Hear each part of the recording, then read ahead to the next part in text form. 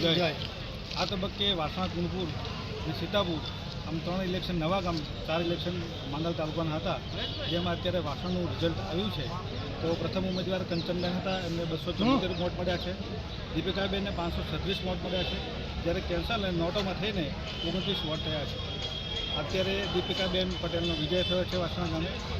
આ તબક્કે દરેક મતદાર ભાઈઓનો, દરેક તાલુકામાં જે પણ ઇલેક્શન હતા એમાં જે મતદાર ભાઈઓ તો બધાનો ખૂબ ખૂબ આભાર માનું છું.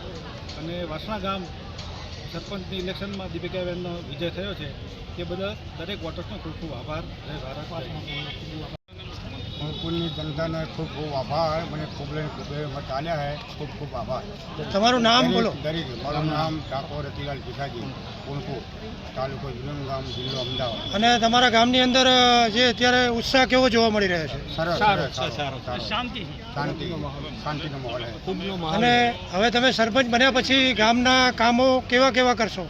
દરેક કામ વિકાસનું કરી જનતાને. અને ગામની અંદર જનતા જે રહી છે, તમારા વિશ્વાસથી તમને જે જીતાડવામાં આવ્યા છે દરેક ગામવાળા જનતાનો, તમે શું વ્યક્ત કરશો? આભાર. દરેકને ખૂબ ખૂબ આભાર કરીશ. ઉમેદવાર સુનીબેન ઠાકોર ગામજનોએ ખૂબ મત અને વિજય બનાવ્યા. ખૂબ ખૂબ આભાર.